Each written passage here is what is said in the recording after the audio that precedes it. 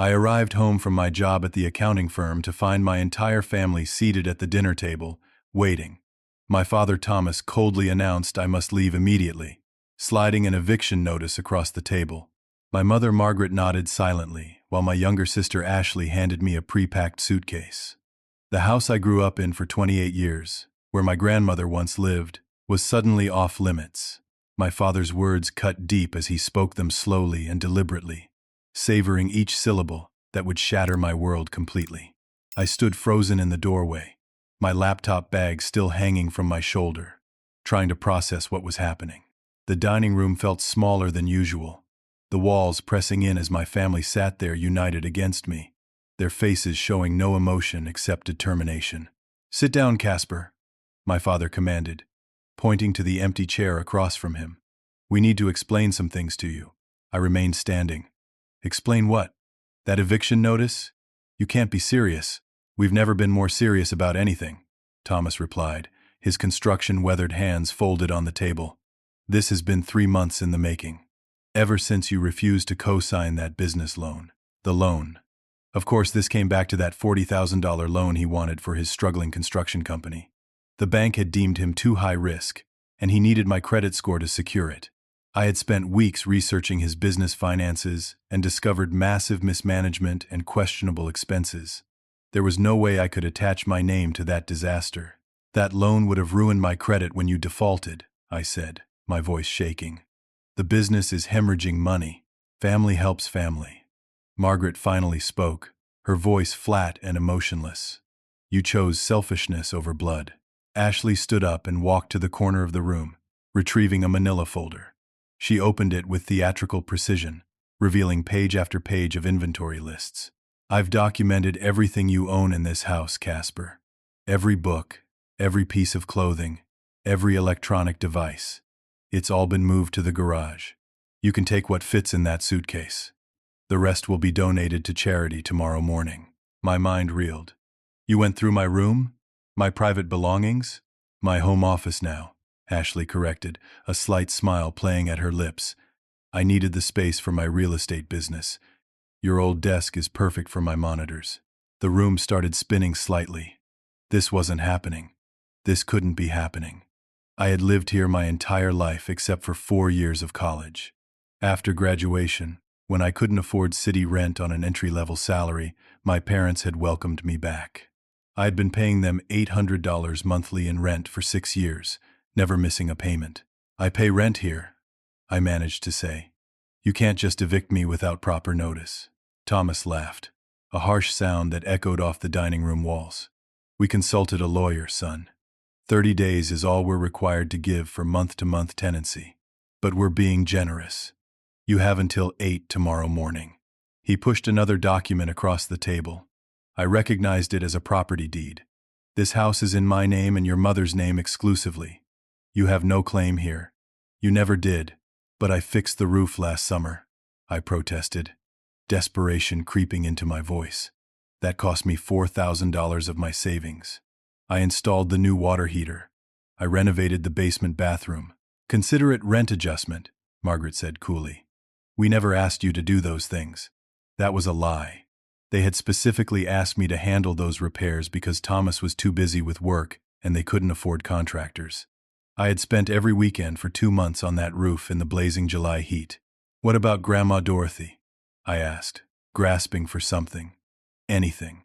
She lived here. She would never want this. The room went silent for a moment. Dorothy had been my paternal grandmother, but she had loved me like her own blood. She had spent her final years in the converted first-floor apartment we had built for her. I had been her primary caregiver, spending every evening with her, managing her medications, driving her to appointments, holding her hand through the cancer that eventually took her 2 years ago. "Dorothy is gone," Thomas said firmly, "and she would be disappointed in the man you've become. Selfish, ungrateful, unwilling to sacrifice for family." The words hit like physical blows. Dorothy had been the only person who truly understood me. She had encouraged my education, celebrated my career, told me stories about her own struggles with family expectations. "You're lying," I whispered. "Are we?" Ashley pulled out her phone. "I've already told everyone what's happening. The Johnsons next door, the Patels across the street, Cousin Michael, Aunt Jennifer. They all know you've been stealing from the family business. What? I've never touched the business funds. That's not what they've been told, she continued, scrolling through her messages. Dad's business failing? Must be because the accountant's son has been skimming. Who else would know how to hide it? The orchestration of this betrayal was breathtaking in its completeness. They had thought of everything, cut off every avenue of support, poisoned every well I might run to for help. Your mother and I built this life from nothing. Thomas stood, his 6'2" frame towering over me. We scraped and saved while you went to your fancy college, got your degree, and then looked down on us. Well, no more. This house was never yours, and it never will be. I looked at each of their faces, searching for any crack in their resolve, any hint of the family I thought I knew. Margaret wouldn't meet my eyes, staring instead at the framed photo of our family vacation to Yellowstone 10 years ago. Ashley was already texting someone, probably spreading more lies. Thomas stood with his arms crossed, looking like he had just won a war. My bank account, I suddenly remembered. I need to transfer my savings. Already taken care of, Thomas said smugly. Funny thing about joint accounts opened when you're 16. The parent remains on them unless specifically removed. I reported suspicious activity this afternoon. The account is frozen pending investigation. My knees nearly buckled. That account held $12,000, my entire emergency fund and savings for a house down payment. Every safety net I had was being ripped away simultaneously. You planned all this, I said, the full weight of the betrayal crashing down. Every detail. 3 months of planning, Ashley confirmed. Did you really think we'd let you continue living here, hoarding your money while Dad's business struggled, while Mom worked double shifts at the hospital, while I had to take out massive loans for my real estate license? You could have saved us all, but you chose yourself. I wanted to scream that it wasn't my responsibility to save them from bad decisions, that Thomas's business was failing because he took on projects he couldn't handle and underbid jobs to get contracts, that Margaret worked double shifts because they had refinanced the house twice for vacations and new cars, that Ashley's real estate dreams were built on expecting easy money without understanding the market. But I said nothing. There was no point. The decision had been made long before I walked through that door. The Sweet Dreams Motel on Route 30 wasn't where I expected to spend the night, but it was the only place that had vacancy and didn't require a credit card. I paid cash for 2 nights, hoping my frozen account would be resolved by then. The room smelled of old cigarettes and industrial cleaner, the bedspread a faded floral pattern that had probably been there since the 1980s. I set the suitcase on the bed and unzipped it slowly, dreading what I would find. Ashley had made the selections, and knowing my sister, there would be some final insult hidden inside. My suspicions were confirmed immediately. She had packed my oldest, most worn clothes, things I kept only for painting or yard work. Jeans with holes in the knees, t-shirts from high school with cracked graphics, underwear that should have been thrown away years ago. None of my work clothes, none of my good shoes, nothing of value. At the bottom of the suitcase, folded neatly, was a note in Ashley's handwriting. Fresh starts need fresh wardrobes. Consider this a favor. I crumpled the note and threw it across the room. Then I sat on the edge of the bed and tried to think clearly. I needed a plan. First, I had to understand my legal options. The eviction might not be legal with such short notice.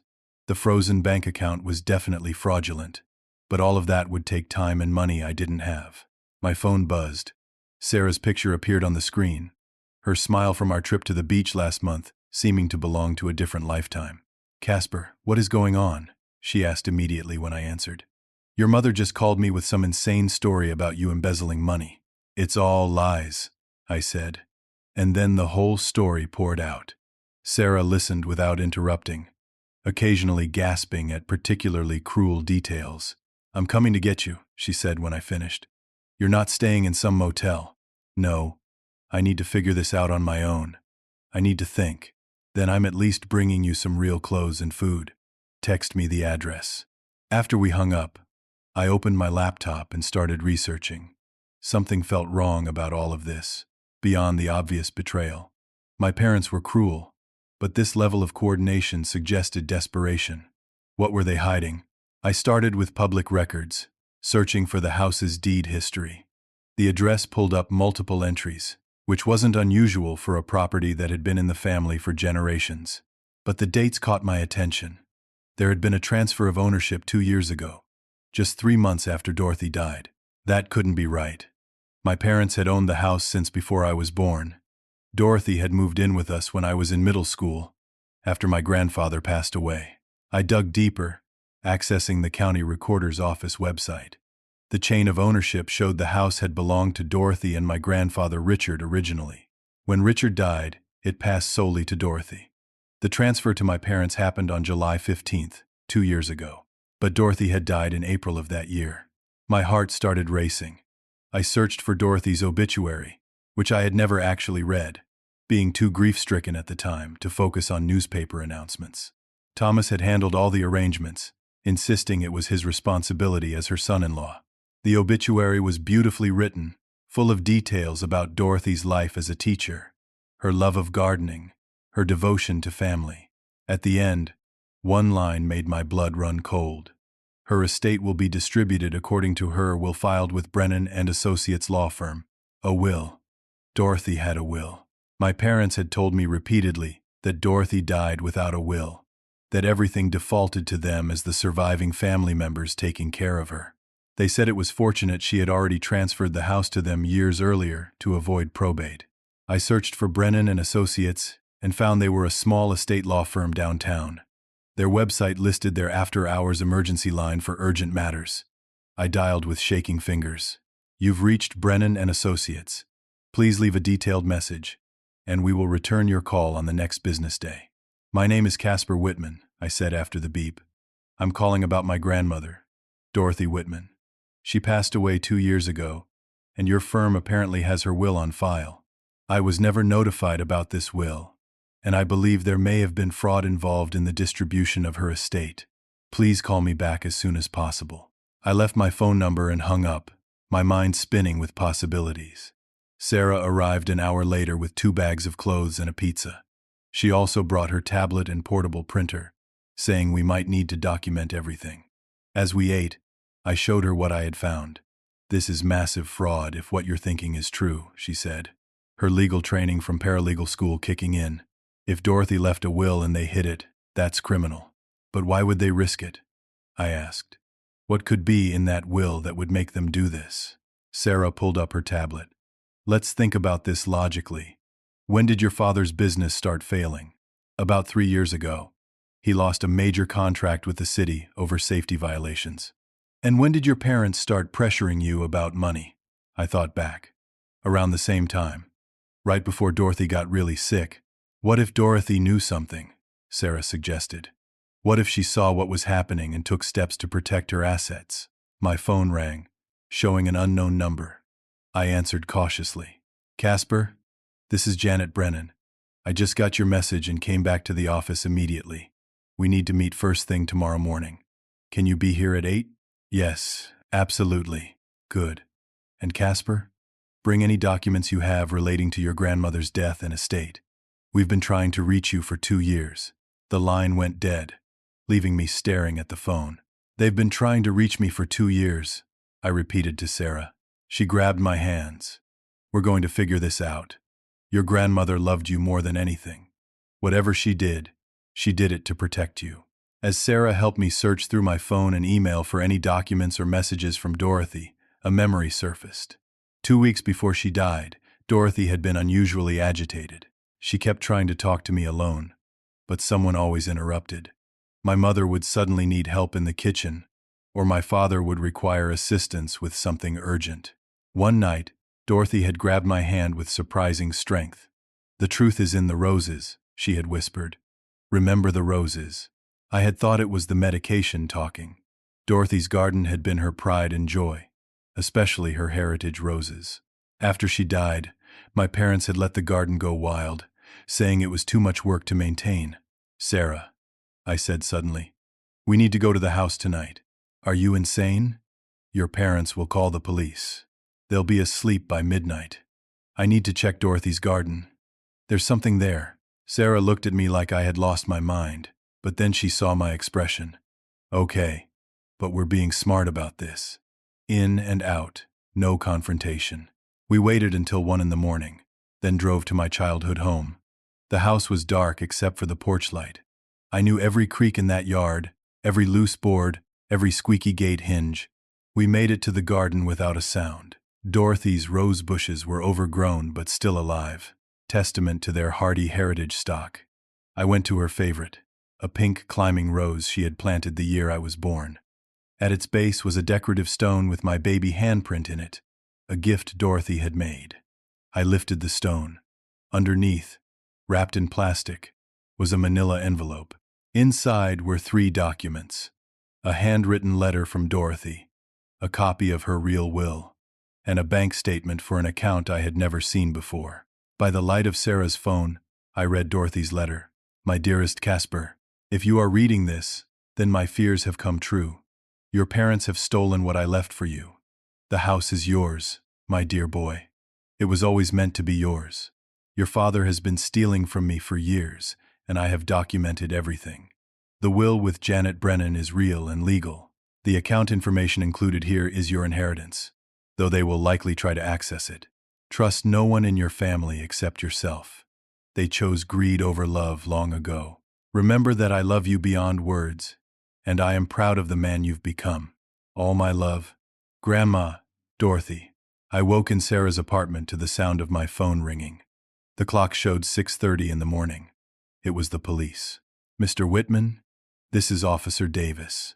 Your father has reported a vehicle stolen, a 2015 Honda Civic, license plate number. My car. Of course. That's my car, officer. I've been driving it for 5 years. Sir, the registration shows Thomas Whitman as the owner.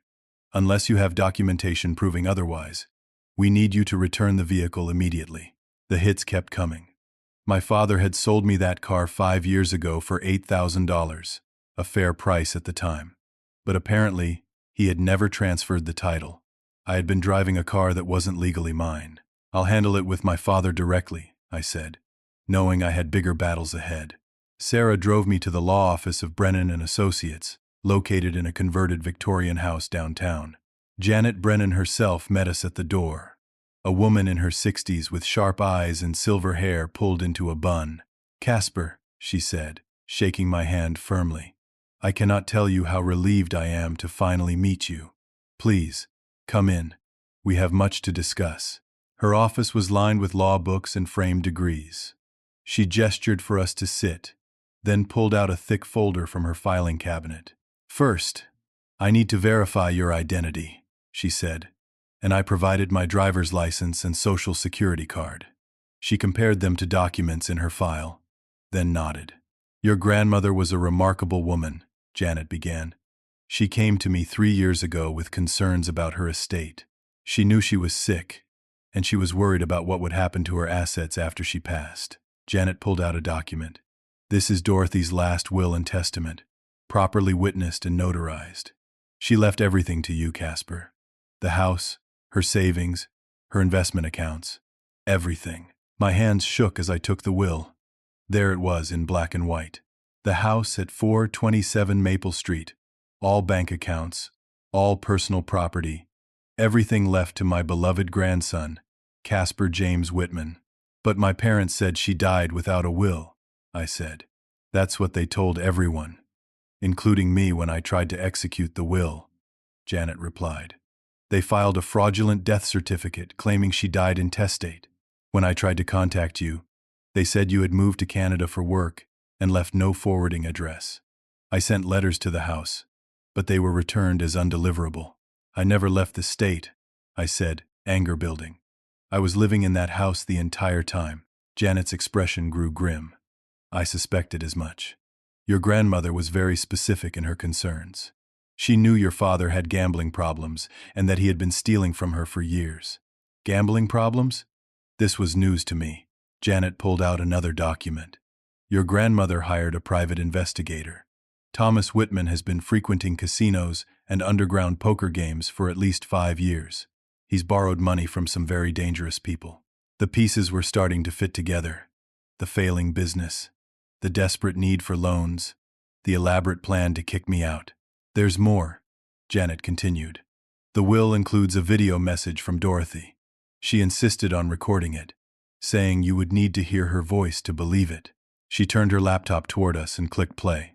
Dorothy appeared on the screen, sitting in this very office, looking frailer than I remembered, but with eyes still bright with intelligence. "My dearest Casper," she began, and tears immediately sprang to my eyes at hearing her voice again. "If you're watching this, then I was right about your parents' intentions. I need you to know the truth." She paused, gathering strength. "Your father has been stealing from me for years. Small amounts at first, then larger sums. He's forged my signature on loan documents and used my social security number to open credit cards. I have documented everything with Janet." The Dorothy on screen leaned forward. "But that's not why I'm leaving everything to you. I'm doing it because you are the only one in this family who understands what love means. You cared for me when I was sick, not for money but from genuine affection.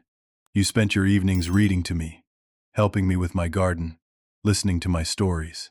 She smiled then, that warm smile I missed so much. "The house has been in my family for 70 years. My father built it with his own hands. It was never Thomas's to claim, and it was never Margaret's to inherit. She chose her husband over her family long ago. The house is yours, Casper. Fight for it." The video continued for another 10 minutes, detailing the abuse she had suffered, the threats Thomas had made when she refused to change her will, the way Margaret had stood by and allowed it all to happen. When it ended, I was crying. Sarah had her arm around me, and even Janet looked emotional. "Your grandmother also documented her accounts," Janet said, pulling out bank statements. "There's approximately $400,000 in investment accounts that should have transferred to you upon her death." 400,000. I couldn't process the number. "Your grandfather was a wise investor, and Dorothy continued his strategies. The money is held in trust, waiting for the rightful heir to claim it. But there's been suspicious activity." She showed me account records. Multiple attempts had been made to access the funds using forged documents. Each attempt had been flagged and denied by the bank's fraud department. "What about the house?" I asked. "They're living in it right now." "Illegally," Janet said firmly. "The transfer of deed they filed is fraudulent. We can prove Dorothy was mentally competent when she made her will, and we can prove the signatures on the transfer documents were forged." She pulled out her phone. "I'm going to call the district attorney's office. This is criminal fraud, elder abuse, and forgery. Your parents are looking at serious jail time." As she made the call, Sarah squeezed my hand. "They stole 2 years of your inheritance," she whispered. "They've been living in your house, trying to steal your money. And they had the audacity to call me selfish," I said, anger replacing grief. Janet hung up the phone. "The DA is very interested. Elder abuse cases are a priority. They want to meet this afternoon. But first, we need to secure your assets." She called the bank next, arranging an emergency meeting. Within an hour, we were sitting in a conference room at First National Bank with James Morrison, the senior fraud investigator. "Mr. Whitman," James said after reviewing the documents, "this is one of the most egregious cases of estate fraud I've seen. Your parents have been attempting to access these accounts repeatedly. Just last week, they tried to take out a home equity loan against the house. A home equity loan? $300,000.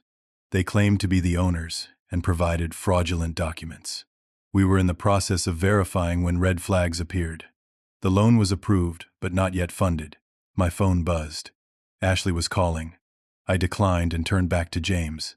"We've frozen all activity related to your grandmother's estate," he continued. "The funds are secure and will be transferred to you once we verify the will through the court. But I should warn you, your father is in significant legal trouble. The attempts at bank fraud alone carry federal charges." We were walking out of the bank when my phone rang. The caller ID showed First National Bank again, but James Morrison was right beside me. "Hello, Mr. Whitman? This is David Chen from our Special Investigations Unit. We've just discovered something urgent regarding the home equity loan your parents applied for." I put the phone on speaker so everyone could hear. "We've completed our investigation. Your parents not only applied for the $300,000 loan, but they managed to get temporary approval through a different branch using falsified documents. They withdrew $200,000 in cash yesterday afternoon. Janet grabbed my arm. That's wire fraud. Federal crime. David continued. We've contacted law enforcement and frozen the remaining funds.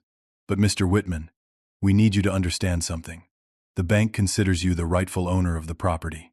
We're prepared to testify to that effect and provide all documentation of the fraud. What about the money they already took? I asked. That's a law enforcement matter now, but the bank will cooperate fully in recovery efforts. Can you come back inside? We need to document everything for the federal investigators. We turned around and headed back into the bank. What followed was 3 hours of documentation, affidavits, and evidence gathering. The picture that emerged was staggering. Thomas had been desperately trying to access money for months. His gambling debts had reached dangerous levels. He owed $40,000 to legitimate casinos and another $60,000 to less legitimate sources. The construction business had been a front for moving money, which explained why it was failing. Sarah had been quietly researching on her laptop throughout the meeting. Casper, she said suddenly. Look at this. She showed me a social media post from Ashley from a week ago, showing off a new luxury car. How does someone taking out massive loans for a real estate license afford a $50,000 BMW? James Morrison overheard and pulled up more records. We can check that. After a few keystrokes, he frowned. She paid cash. $52,000 cash, 3 days ago. That's part of the $200,000, Janet said immediately. They're already spending the stolen funds. My phone had been buzzing constantly with calls from my family. Finally, I answered when Margaret called. Casper, where are you? Her voice was panicked. There are investigators here asking questions about Grandma Dorothy. I'm at the bank, Mother, with Grandma's real lawyer. Silence. Then I don't know what you think you're doing. I'm reclaiming what Dorothy left me. The house you're standing in? It's mine. It's been mine for 2 years. You ungrateful, she started. But I heard Thomas grab the phone. You little bastard, he snarled. You think you're smart? You have no idea who you're messing with. I have connections. People who can make your life hell. Janet took the phone from me. Mr. Whitman, this is Janet Brennan, Dorothy's attorney. Every word you just said has been recorded and will be provided to law enforcement as evidence of threatening behavior. I suggest you contact a criminal defense attorney immediately. She hung up and handed me back my phone. Don't answer any more calls from them. All communication goes through lawyers from now on. Sarah had found something else on her laptop. Casper, I've been going through Dorothy's photos that you backed up to the cloud last year. Look at this. It was a photo from 3 years ago. Dorothy in her garden. But in the background, barely visible, was Thomas going through her purse. Another showed him at her desk with her checkbook. Dorothy had been documenting the theft herself. She knew, I whispered. She was gathering evidence. Your grandmother was a teacher for 40 years, Janet said with admiration. She knew how to document everything properly. James Morrison's phone rang. He answered, his face growing more serious with each moment. Understood. We'll provide everything you need. He hung up. That was the FBI. They're taking over the case. Bank fraud crossing state lines, elder abuse, and potential organized crime connections through the gambling debts. This is now a federal investigation. The weight of what was happening started to sink in. My family hadn't just betrayed me. They had committed serious crimes that could send them to federal prison. There's something else, Janet said, pulling out another folder. Dorothy owned 2 other properties. Rental homes she inherited from her parents. Your parents have been collecting that rent illegally for 2 years. How much? Each property rents for $1,500 a month. That's $3,000 a month for 24 months. $72,000. They had stolen $72,000 in rent on top of everything else. The tenants will be relieved to meet the actual owner, Janet continued. They've been complaining about maintenance issues that have been ignored. My phone rang again. This time it was Sarah's number, but she was sitting right next to me. Don't answer that, she said quickly. I left my phone in my car. If they have it, but I had already answered. Ashley's voice came through. Hi, big brother. Guess what I found in Sarah's car? Her phone, her registration, some very interesting documents about you trying to steal from Mom and Dad. Ashley, You're breaking into vehicles now? Sarah left it unlocked. Careless. Just like you were careless thinking you could come onto our property last night. Oh yes, we have security cameras now. You trespassing, stealing things from the garden. Janet leaned in. Miss Whitman, this is Janet Brennan. I'm recording this call. You've just admitted to breaking into a vehicle and taking property. That's burglary. Return those items immediately, or charges will be filed. Ashley laughed. Good luck proving anything. Maybe Sarah just gave me her phone. Maybe she's tired of dating a loser who got kicked out by his own family. Sarah grabbed the phone. Ashley, I'm right here. And you're delusional. The FBI is now involved in your parents' fraud case. Return my property now, or you'll be added to the charges. There was silence. Then Ashley hung up. We need to get to the house, I said. If they're destroying evidence. No, Janet said firmly. Let law enforcement handle it. The FBI will be executing search warrants within hours. You going there only complicates things. She was right, but the helplessness was frustrating. They were in my house, spending my money, destroying my life, and I had to sit and wait. James Morrison stood up. Mr. Whitman, the bank is prepared to release $20,000 from your grandmother's account immediately for your legal and living expenses. The rest will be released once the will is validated through probate court. $20,000. Enough to fight back properly. There's a hearing tomorrow, Janet added. Emergency injunction to prevent your parents from selling or destroying any property. The judge will likely grant it immediately, given the evidence. As we prepared to leave, my phone rang one more time. Unknown number. Casper Whitman? The voice was unfamiliar and rough. Yes? Your father owes us money. Significant money. We've been patient, but if he can't pay, we'll be looking to his family for compensation. I'm not responsible for his debts. Maybe not legally. But debts like these don't always follow legal channels. You might want to convince him to pay up. Soon, the line went dead. Janet immediately called the FBI agent handling the case. We have another development. Threats from what sounds like organized crime. This was spiraling beyond family betrayal into something dangerous. The next morning came faster than expected.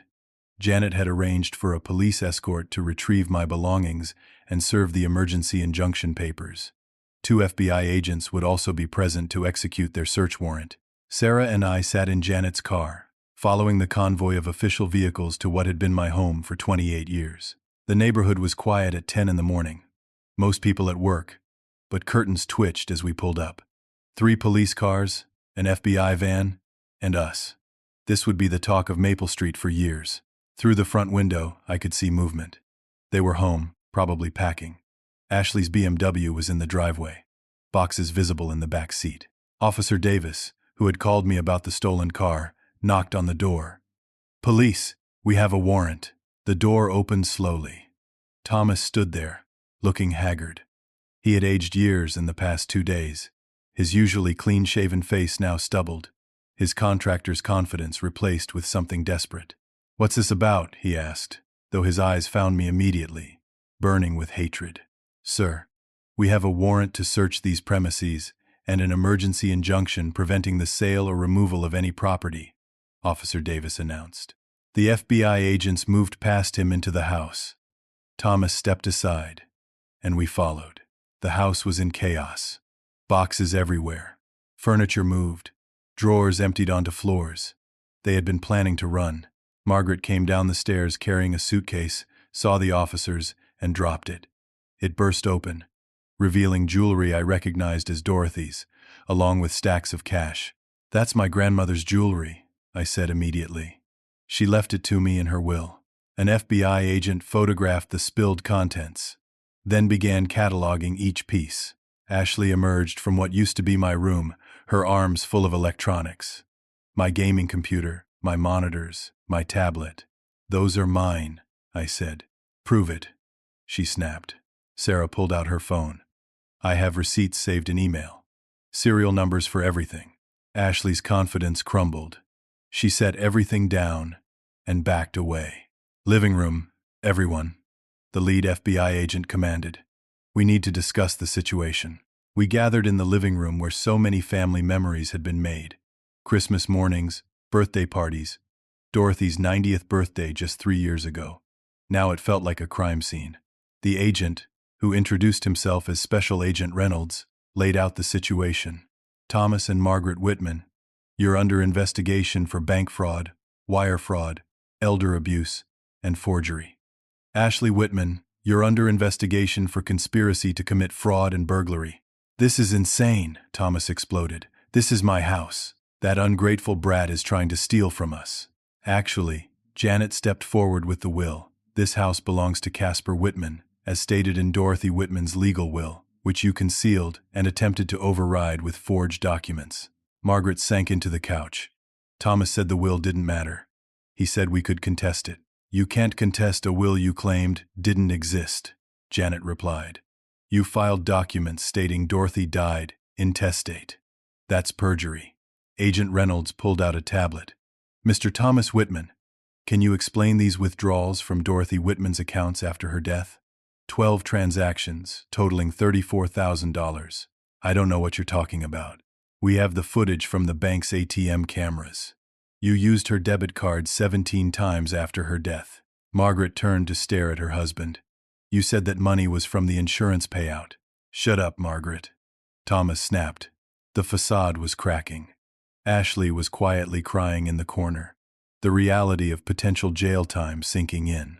Margaret looked between her husband and me, seeming to see the situation clearly for the first time. There's more, Agent Reynolds continued. We've been in contact with certain individuals who claim you owe them substantial gambling debts. They've been very cooperative in exchange for consideration in their own legal matters. Thomas went pale. You don't understand. They'll kill me if I don't pay. Then you should have thought of that before gambling with money you didn't have, I said, finding my voice. Before stealing from my grandmother. Before trying to steal from me. She was my mother-in-law, Thomas shouted. I took care of her for years. No, I said firmly. I took care of her. Every single day after work. Every weekend. Every doctor's appointment. You avoided her unless you needed money. Janet pulled out more documents. We have Dorothy's medical records showing Casper as her primary caregiver and medical proxy. We have testimony from healthcare workers confirming he was the only family member consistently present. Ashley suddenly stood up. This is all Dad's fault. He made us do this. The gambling, the debts, everything. Mom and I just went along because he threatened us. Ashley. Margaret gasped. What? It's true. Tell them about the loan sharks, Dad. Tell them about the guy who came to my apartment and threatened me if you didn't pay. Agent Reynolds started taking notes rapidly. When did this threat occur? 2 weeks ago, Ashley continued, now in full self-preservation mode. A man named Vic came to my real estate office. He said Dad owed $60,000, and if he didn't pay, the family would suffer.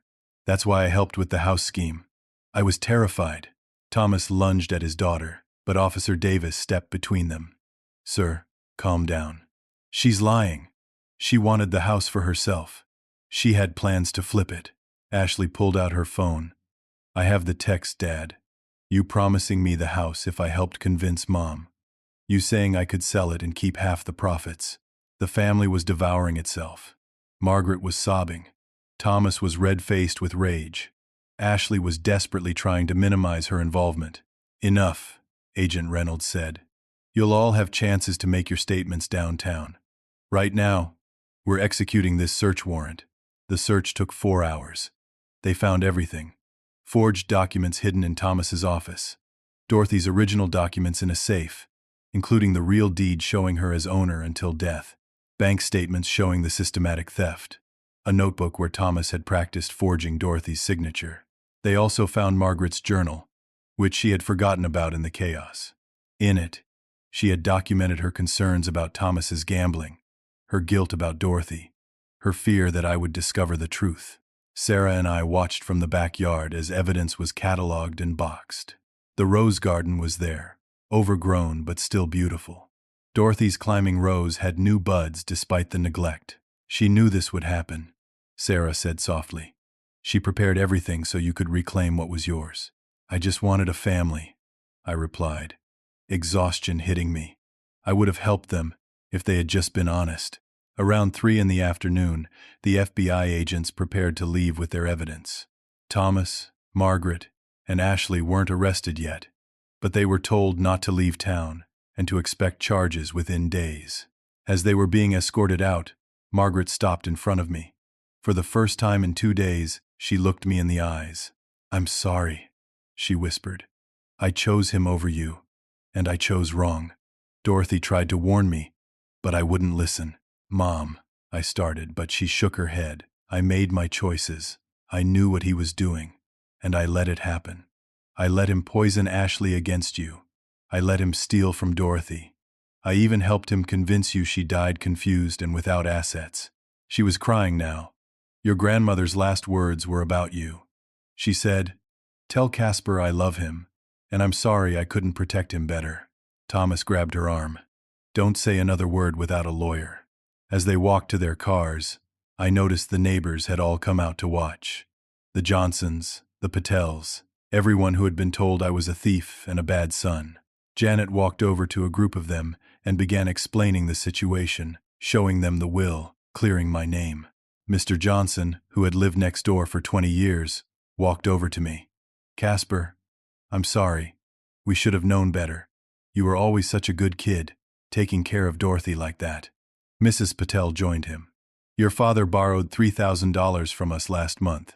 Said you had stolen from the business and he needed to cover losses."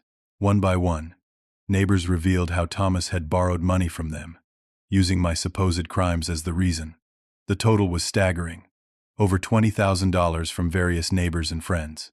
"We'll testify if needed," Mr. Johnson said. "Dorothy would want us to help make this right." As the sun began to set, Sarah and I stood in my house, my actual house, for the first time as its rightful owner. It was a disaster from the frantic packing, but it was mine. "What now?" Sarah asked. "Now we rebuild," I said. "But first, we need to secure everything. Change the locks, inventory what's left, and figure out how much they stole or destroyed." That evening, as we were changing the locks, my phone rang. It was Ashley, calling from her car. "Don't hang up," she said quickly. "I have information you need." "What kind of information?"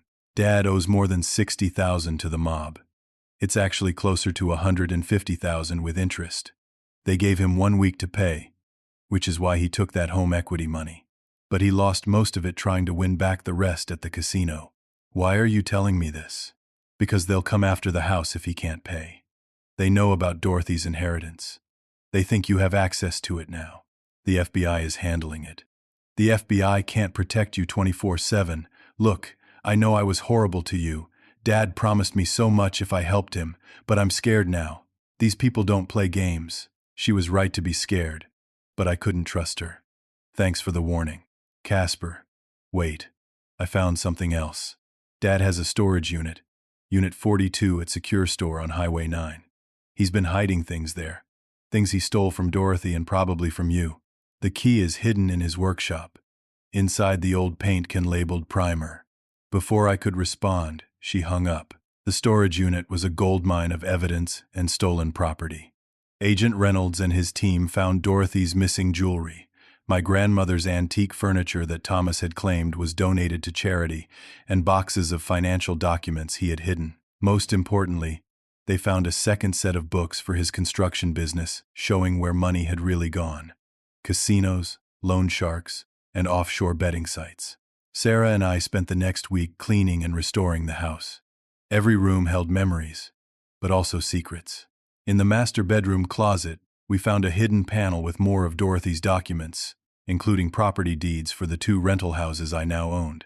Janet arranged for me to meet the tenants. The Garcias had been renting one house for 5 years, always paying on time despite Thomas never fixing anything. The elderly couple in the other property, the Brennans, had been there for a decade. "We're so relieved to finally meet you," Mrs. Garcia said. "We tried calling about the broken heating system all winter, but no one ever responded. I hired contractors immediately, using some of the emergency funds to fix long-neglected repairs. The gratitude from the tenants was overwhelming. They had been paying $3,000 a month combined for 2 years to my parents, who had pocketed every penny while letting the properties deteriorate. Going through Dorothy's room was the hardest part. My parents had ransacked it looking for valuables, but they had missed the most important things. Behind each picture frame were letters she had written to me over her final months. One letter, dated just a week before her death, was particularly powerful. My dearest Casper, by the time you read this, I'll be gone, and your parents will have shown their true colors. I've watched Thomas destroy everything he touches with his greed and addiction. I've watched Margaret choose him over her own conscience, and I've watched Ashley learn to value money over family. But you, my dear boy, you remained good. You remained kind. You showed me love when I needed it most, not because of what I could give you, but because that's who you are. The house is yours, because you're the only one who understands what it represents. It's not just property or monetary value. It's the place where your great-grandfather proposed to your great-grandmother. It's where your grandfather was born. It's where I raised my children, and where you grew into the man you are today. Your parents will fight dirty. They'll lie, steal, and manipulate. But truth has a way of surfacing. Just like my roses always find their way to the sun. Be strong, be patient, and remember that real family isn't always blood. It's the people who stand by you when standing by you offers them nothing in return. All my love forever, Grandma Dorothy. Sarah found me crying over that letter. She held me while I grieved, not just for Dorothy, but for the family I had thought I had. The legal proceedings moved quickly. The evidence was overwhelming. Thomas was charged with elder abuse, bank fraud, wire fraud, and forgery, facing up to 30 years in federal prison. Margaret was charged as an accessory, facing up to 10 years. Ashley, who had cooperated with authorities and whose involvement was deemed less severe, was charged with conspiracy to commit fraud and burglary, likely to receive probation if she testified against her parents. During this time, I discovered more about Dorothy's estate. The $400,000 in investments was actually closer to $450,000 with 2 years of growth. The rental properties, once properly appraised, were worth $300,000 each. Dorothy had left me an estate worth over $1 million. But the discoveries weren't all positive. One evening, while sorting through old photo albums, I found pictures from my childhood that told a different story than I remembered. In photo after photo, Dorothy was the one at my school events, my baseball games, my science fairs. My parents were notably absent or in the background, looking disinterested. There was one photo that particularly struck me: my college graduation. Dorothy, despite being ill, had insisted on attending. She sat in the front row, beaming with pride. My parents were there too, but Thomas was on his phone and Margaret was looking away from the stage. Sarah helped me redecorate the house, making it ours while keeping Dorothy's touches. We kept her reading chair by the window, her collection of teacups, and of course, we restored her garden to its former glory. The climbing rose bloomed magnificently, as if celebrating its freedom from neglect. The community response was overwhelming. Neighbors who had been told lies about me now offered support and friendship. Mrs. Patel brought over home-cooked meals. Mr. Johnson helped repair the fence Thomas had let rot. The whole street seemed invested in the restoration of Dorothy's house. 3 weeks after the confrontation, I received a call from the Federal Detention Center. It was Margaret. "I don't expect you to forgive me," she began, her voice hollow. "I just need you to know the truth about something." "What truth?" "Your birth father." It wasn't Thomas. The world tilted. "What?" "I was pregnant when I met Thomas. Your biological father left when he found out. Thomas agreed to raise you as his own, but he always resented it. That's why Dorothy loved you so much. You reminded her of your real father, who was a good man, just young and scared. Does he know? My biological father? He died in a car accident when you were 5. Dorothy stayed in touch with his family, though. Check her address book for the Hendersons in Oregon. The call ended, leaving me with yet another revelation. Thomas's treatment of me suddenly made more sense. The constant dismissal, the lack of affection, the ease with which he had discarded me. I found Dorothy's address book and called the Hendersons. They knew about me. They had pictures of my biological father, stories about his character, medical history I might need. They had wanted to connect, but Dorothy had respected Margaret's wishes to keep the secret. "She sent us updates about you, though," Mrs. Henderson said. "Every year, We got a letter with photos and stories about your achievements. We have a whole album about you. Another family. Another set of connections Dorothy had preserved for me. The rental income started flowing to me directly, providing steady income while my frozen assets were being released. I was able to leave my job at the accounting firm, which had become awkward after Thomas had called my boss with lies about embezzlement. Instead, I started my own practice from home, specializing in elder financial protection and estate planning. My first client was Mrs. Brennan from the rental property, who wanted to ensure her children couldn't do to her what my parents had done to Dorothy. Word spread quickly. Within a month, I had a dozen clients, all elderly people who had heard about my story and wanted to protect themselves from financial elder abuse. Sarah and I worked together, her paralegal training complementing my accounting expertise. We created a comprehensive service that included regular account monitoring, family meeting mediation, and legal document preparation. The FBI investigation uncovered more than anyone expected. Thomas hadn't just stolen from Dorothy. He had been running insurance scams through his construction business, billing for work never completed, using Dorothy's good credit to secure contracts he never intended to fulfill. One of his victims was an elderly man named George, who had paid Thomas $20,000 for a roof that was never replaced. George had been too embarrassed to report it, thinking he had been foolish to trust without a formal contract. He seemed so genuine, George told me when he came to thank me for exposing Thomas. Talked about his family, his mother-in-law's illness, how hard times were. I wanted to help. I refunded George from my own funds, knowing Thomas would never be able to pay restitution from prison. It was what Dorothy would have done. The trial began 6 months after that dinner where my world had shattered. The federal courthouse downtown was packed with reporters, neighbors, victims of Thomas's schemes, and curious onlookers who had followed the story of family betrayal and elder abuse that had captured local attention. I sat in the prosecutor's section with Sarah and Janet. Across the aisle, Thomas sat in an orange jumpsuit, his once proud contractor's bearing completely broken. He had lost 40 pounds, his gambling debts having caught up with him even in protective custody. Margaret sat behind him, out on bail but wearing an ankle monitor. Ashley was in a separate section, having agreed to testify for the prosecution in exchange for probation. The prosecutor, Assistant U.S. Attorney Michael Burns, laid out the case methodically. Bank records, forged documents, Dorothy's video testimony, and the recorded threats all painted a clear picture of systematic fraud and abuse. When Ashley took the stand, she broke down completely. My father convinced me that Casper was stealing our future, she testified. He showed me fake bank statements, told me Grandma Dorothy had promised him the house years ago. I was 23 and stupid. I believed him because he was my father. Her testimony revealed more than we had known.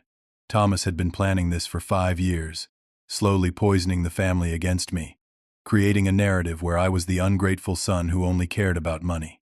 He said Casper was waiting for Dorothy to die to steal everything. Ashley continued. He said we had to protect ourselves. I realize now he was describing himself. The most powerful moment came when they played Dorothy's video, Will in Court. The gallery was silent as my grandmother, frail but fierce, detailed the abuse she had suffered, the theft she had documented, and her fears for what would happen to me after her death. Casper is the only real family I have left, Dorothy said on the screen. The others are related by blood or marriage, but family means more than that. Family means showing up when it's hard, caring when there's nothing to gain, and protecting those who protected you. Casper did all of that and more. Several jurors were crying by the end. Thomas's defense attorney tried to paint him as a desperate man driven to extremes by gambling addiction, a disease he couldn't control. But the evidence of premeditation, the years of planning, the calculated cruelty of the eviction dinner, all of it showed clear criminal intent. The verdict came after just 3 hours of deliberation. Thomas was found guilty on all counts: bank fraud, wire fraud, elder abuse, forgery, and conspiracy. The judge, citing the particular cruelty of the crimes and the breach of family trust, sentenced him to 12 years in federal prison with no possibility of early release for 5 years. Margaret pleaded guilty to lesser charges and received 3 years, with the possibility of parole after 18 months. Her genuine remorse and evidence that she had been emotionally abused by Thomas for years worked in her favor. Ashley received 2 years probation and 300 hours of community service at a senior center, where she would see firsthand the vulnerability of the elderly she had helped exploit. But the legal victories weren't the end of the story. 3 weeks after the trial, I received a letter from Margaret in prison. "Casper, I know I have no right to ask for your forgiveness or even your attention, but I need you to know some things before it's too late. Your biological father was named James Henderson. He was kind, smart, and loved to read, just like you. When he died, I was devastated. Thomas appeared like a savior, promising to take care of us. But his love came with conditions I didn't see until too late. He isolated me from friends, from family, even from you in subtle ways. Every time you achieved something, he saw it as a threat. Every time Dorothy praised you, he punished me later in private. I became a hollow version of myself, going along with whatever kept the peace. This isn't an excuse. I failed you as a mother. I chose my own comfort over your well-being. I let Thomas convince me that you were the enemy when you were the only one who truly loved this family." Dorothy knew. She tried to warn me so many times. The last time I saw her lucid, she grabbed my hand and said, "Don't let Thomas destroy Casper the way he destroyed you." I promised her I wouldn't. Then I broke that promise within days of her death. I'm in therapy now. Mandatory, but also necessary. I'm learning about coercive control, about trauma bonds, about how I became someone I don't recognize. The woman who sat at that dinner table and watched her son be evicted wasn't the mother who used to read you bedtime stories and kiss your scraped knees. I don't expect you to forgive me. I don't forgive myself. But I wanted you to know that somewhere, buried under years of Thomas's influence, your mother still exists, and she is deeply, unbearably sorry. Margaret. I read the letter multiple times before deciding to respond. With Sarah's support and Janet's advice, I began corresponding with Margaret. Not forgiveness, not yet, but a crack in the door that might someday open wider. The house became what Dorothy had always envisioned. I converted her apartment into an office for my growing elder protection practice. The garden bloomed magnificently, becoming a showcase that won the Neighborhood Beautification Award. The climbing rose grew so vigorously that it covered the entire south wall, just as it had in Dorothy's childhood photos of the house. 6 months into the restoration, I made a decision that surprised everyone. I established the Dorothy Whitman Foundation for Elder Protection, funding it with half of the investment inheritance. The foundation provided free legal and financial services to elderly victims of family fraud. Our first major case was helping an 85-year-old woman whose son had been slowly draining her accounts, using the exact same tactics Thomas had used. We were able to recover most of her money and ensure she was protected going forward. The foundation grew quickly. Banks began referring suspicious cases to us. Adult Protective Services partnered with us for investigations. Within a year, we had helped over 50 elderly victims recover more than $2 million in stolen assets.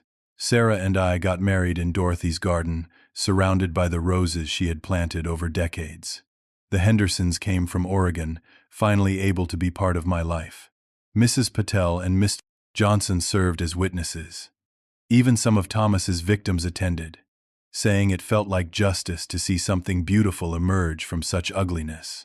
Margaret was allowed to attend under guard. She sat in the back, tears streaming down her face, as she watched the son she had betrayed find happiness, despite everything. After the ceremony, I spent 5 minutes with her, the first time we had been face to face since the trial. "Dorothy would be so proud," she whispered. "You became everything she knew you could be." "She's the reason I survived this," I replied. "Her love, her preparation, her faith in me. Can you ever forgive me?" I thought for a long moment. I'm working on it. Every day, I'm working on it. Ashley reached out a year later. She had completed her community service and had been profoundly changed by working with elderly victims of abuse. She had returned to school for social work, wanting to help protect vulnerable adults. "I see Dorothy in every one of them," she wrote. "I see what we stole from her, not just money but dignity, respect, and love. I can't undo what I did." but I can try to prevent others from doing the same. The 2 rental properties became part of a larger mission. I converted them to affordable senior housing, charging below-market rent to elderly people on fixed incomes. The Garcias helped manage one property, the Brennans the other. It became a small community of seniors looking out for each other. Thomas never adjusted to prison. The gambling debts he couldn't pay followed him inside, and he spent most of his sentence in protective custody.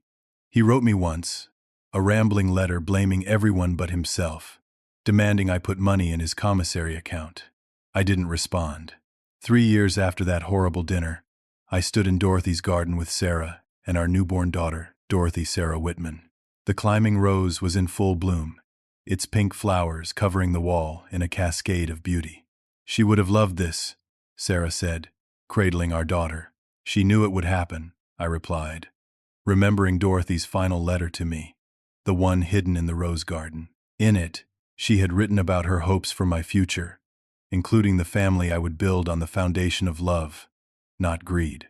The house that had been stolen became a symbol of justice restored. The family that had betrayed me was replaced by a chosen family of friends, neighbors, and mentors. The money that had been hoarded was used to protect others. Dorothy's legacy lived on, not in those who shared her blood but in those who shared her values. Standing there in the garden, I realized the deepest truth Dorothy had taught me. Real inheritance isn't about money or property. It's about the love we leave behind, the lives we touch, and the justice we ensure for those who cannot fight for themselves. The little girl in my arms would grow up in this house, surrounded by the roses her great-grandmother planted, protected by the legal safeguards her story had inspired, and loved by parents who understood that family is defined by loyalty and love, not blood and entitlement. The key my father had demanded I leave behind now hung framed in my office, beneath Dorothy's portrait and above her favorite quote, which I had engraved on a plaque. Truth is like a rose. No matter how deeply you bury it, it will always find its way to the light. And it had. Despite all the lies, manipulation, and betrayal, truth had surfaced. Justice had prevailed. And Dorothy's love had protected me even from beyond the grave, just as she had promised it would.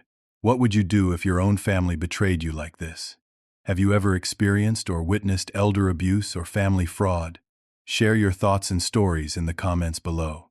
If this story touched you or reminded you to protect your elderly loved ones, please hit that like button and subscribe to hear more powerful stories of justice and redemption. And please share this video with others who need to know that truth and love can triumph over greed and betrayal. Thank you for listening. And remember, document everything. Protect those who protected you, and never let anyone make you doubt your worth, even if that someone is family. Stay strong, and keep fighting for what's right.